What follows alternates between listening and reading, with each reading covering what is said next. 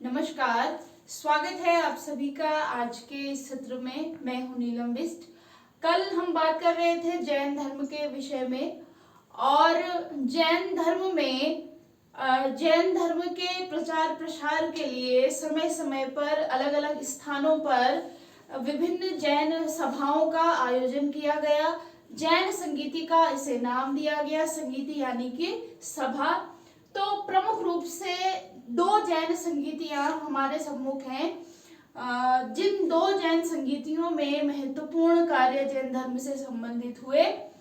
प्रथम जैन संगीति का आयोजन 300 ईसा पूर्व में हुआ था, पाटलिपुत्र नामक स्थान पर हुआ और इस समय मगध पर मौर्य वंश का शासन स्थापित था और मौर्य वंश के राजा चंद्रगुप्त इस समय सत्ता में आसीन थे।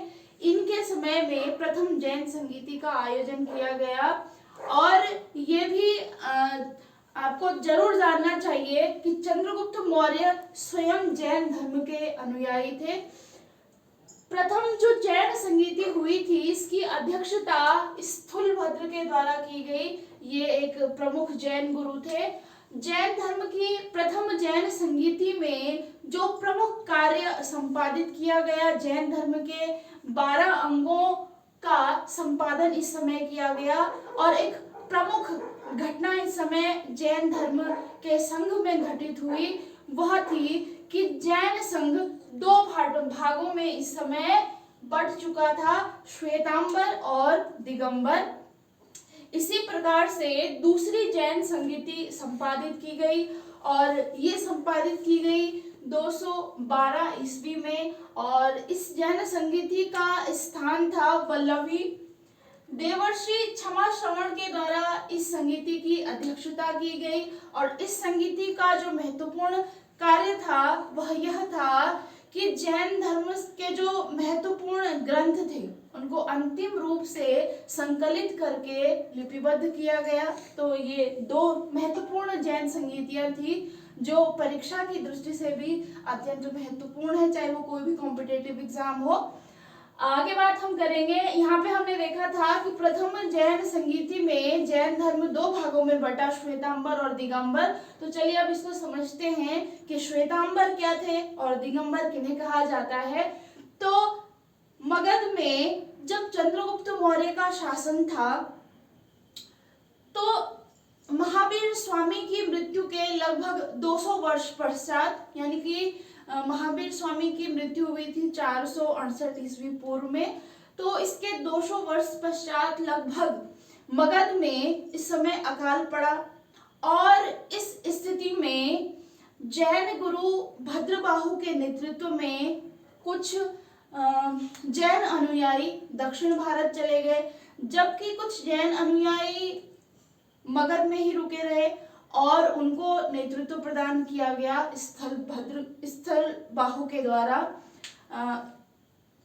तो जो जैन अनुयायी मगध में ही रहे और जिनको नेतृत्व स्थूलभद्र के द्वारा प्रदान किया गया, ये काफी उदार प्रकृति के थे, सुधारवादी इनका विचार बन चुका था और इनके द्वारा बाद में श्वेत वस्त्र धारण किए जाने लगे। जैसे कि नाम से भी हम समझ सकते हैं, श्वेतांबर, श्वेत वस्त्र धारण करने वाले जो जैन अनुयायी थे, तो इन्होंने श्वेत वस्त्र धारण करने शुरू कर दिए और मूल रूप से देखा गया कि ये पार्श्वनाथ जो जैन धर्म के 23वें तीर्थंकर थे उनके सिद्धांतों को फॉलो कर रहे थे। तो मुख्य रूप से ये पार्श्वनाथ के अनुयायी थे, श्वेतांबर कहलाए। इसी तरीके से मगध में अकाल पड़ने पर जैन अनुयायियों का जो समूह दक्षिण भारत गया और जिनका नेतृत्व भद्रबाहु द्वारा किया गया, उन्होंने निर्वस्त्र रहना शुरू किया। ये जैन धर्म के सिद्धांतों का बड़ी सख्ती से पालन करते थे और महावीर स्वामी की ये कट्टर अनुयायी थे। तो ये दो समूह हमें देखने को, दो भाग हमें आगे चल करके जैन धर्म के देखने को मिलते हैं। धर्म के प्रसार की बात की जाए कि जैन धर्म का जो प्रसार था इसके मुख्य क्या क्या कारण थे, तो महावीर स्वामी ने जिस जैन धर्म की स्थापना की, ऋषभदेव को जिस जैन धर्म का आदि संस्थापक माना जाता है, ऐसे साक्ष्य मिलते हैं कि महावीर स्वामी के ही समय लगभग 14,000 उनके अनुयायी बन चुके थे, 14,000 लोग उनके अनुयायी बन चुके थे। और जैन धर्म का जो इतना प्रचार प्रसार हुआ, इसके मुख्य कारणों की बात की जाए तो इसका एक कारण ये भी था कि जैन धर्म को राजकीय संरक्षण प्राप्त हुआ। हम देखेंगे कि हर्यक वंश में चाहे वो बिंबिसार है, अजातशत्रु है, उदयन है, ये सभी जैन धर्म के अनुयायी थे। आगे चल करके चंद्रगुप्त मौर्य ने जैन धर्म का अनुसरण किया, बिंदुसार ने जैन धर्म का अनुसरण किया। तो इन प्रमुख राजाओं ने जैन धर्म को अपनाया, जैन धर्म के प्रचार प्रसार के लिए अपने राज्य में काफी कार्य किए, इसलिए जैन धर्म का काफी प्रचार प्रसार हुआ। दूसरा, जैन धर्म के जो संत थे वो अपने उपदेश आम जनता की बोलचाल की भाषा में वो अपने संदेश प्रेषित करते थे लोगों के मध्य में। और उस समय की जो लोगों की आम बोलचाल की भाषा थी वह थी प्राकृत भाषा, अर्थात जैन मुनियों ने अपने जितने भी वक्तव्य प्रस्तुत किए वो प्राकृत भाषा में किए। और इसका ये फायदा हुआ कि जनमानस को, जो आम जनमानस है, उसे जैन साधुओं की जो विचारधारा थी वो आसानी से समझ में आई।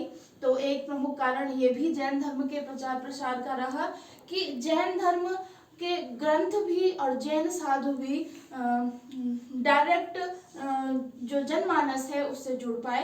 तीसरा, सामाजिक समानता का इसमें काफी जैन धर्म में काफी इस पर बल दिया गया है और किसी भी जातिगत भेदभाव के आधार पर किसी भी व्यक्ति को इसमें प्रवेश मिलने या न मिलने का इसमें कोई जिक्र नहीं है, बल्कि जैन धर्म के द्वार प्रत्येक जाति के व्यक्ति के लिए खुले हुए थे। तो इस कारण भी जैन धर्म में लोगों की काफी रुचि रही। धन्यवाद।